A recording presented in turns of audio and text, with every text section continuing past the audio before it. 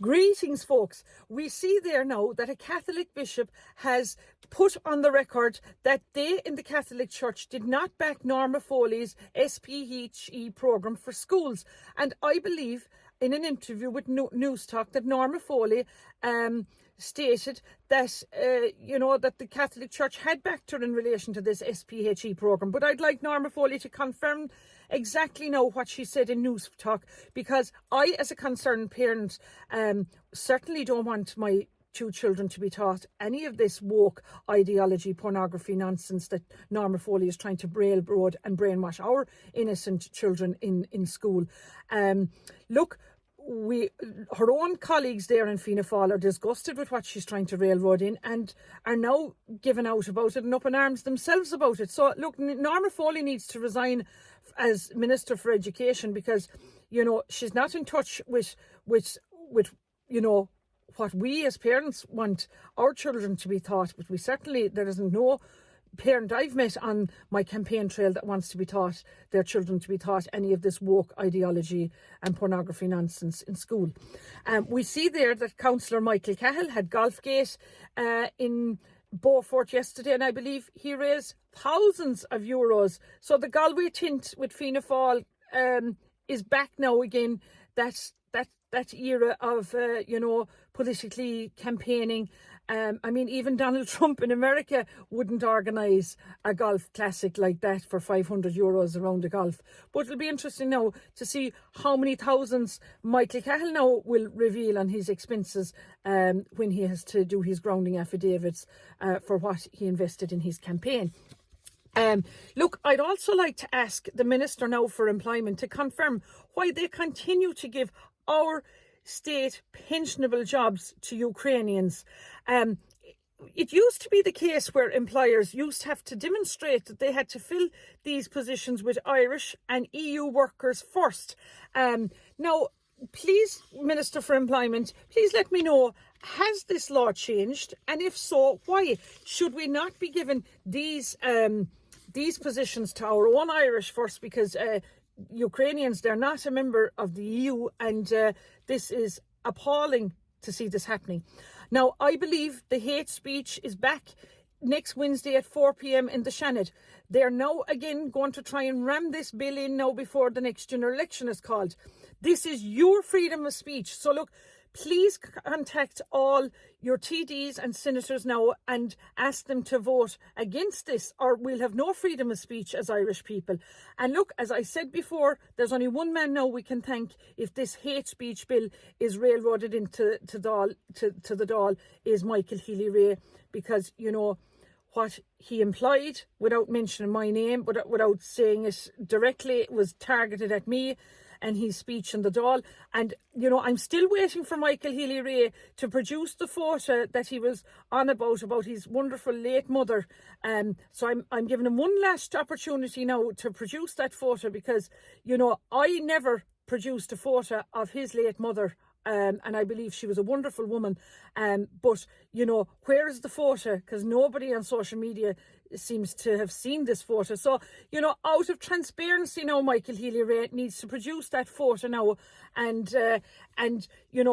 fight against this hate speech bill, not encourage it into the Dáil.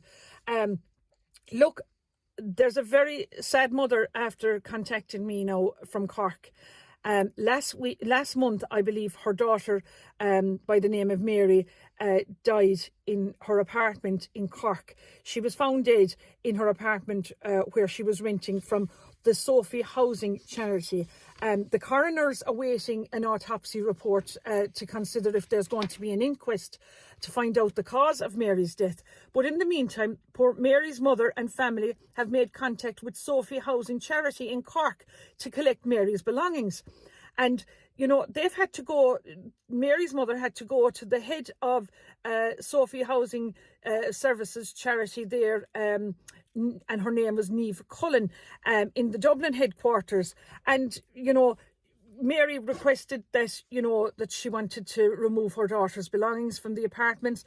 And there was a lot of toing and froing, I believe, and eventually this Niamh Cullen said that Mary's family could, go into the apartment for an hour and a half. They wouldn't give her a key to the apartment due to apparently health and safety reasons, but they'd let her collect all her belongings, within an hour and a half. Now, Mary had sofas and beds and mattresses and you can imagine all her life's belongings in this apartment. So in an hour and a half, you wouldn't have this apartment cleaned out. So SPHE housing charity, Niamh Cullen, I believe, wasn't cooperating efficiently with Mary's family and her mother, and Mary's mother was left with no option but to call the residential tenancy board, who I believe she spoke with a fantastic man who spent a day trying to get answers from Niamh Cullen, who I believe said to him that, all Mary's belongings were packed up. Now, how could you be packing up a sofa and a bed and a mattress in that short space of time? But Mary's mother then had no option but left to contact the Gardaí in Cork, who now, I believe, are looking into it, and, hopefully they'll find out where Mary's belongings is. But, is this not disgraceful on the part of SPHE housing charity?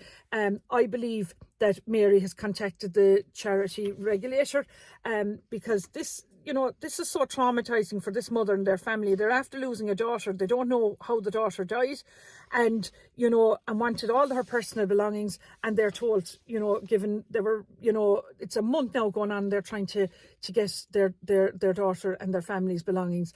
But look, I'll keep you posted, guys. Look, there's another peaceful protest going on in Curra on next Saturday, I believe, at 11 a.m. to stop this 5G 18-metre monopole telecommunication mast with associated site works being erected in the countryside of the beautiful Curra village. And, it's 10 metres from a neighbour's front door. So multinational companies can think they can come in and destroy a community, a beautiful community like Curra, and think that they'll get away with building this. Well, the Curra people aren't going to put up with this, and I believe Mary O'Sullivan has organised this peaceful protest. So it's on next Saturday at 11 o'clock in Curra. Look, I'm Michelle Keane. I'm Keane in my county, and I'm asking ye now, the great people of Kerry, to come out now and vote number 1 for me to get me into the Dáil. Gura míle maith agaibh.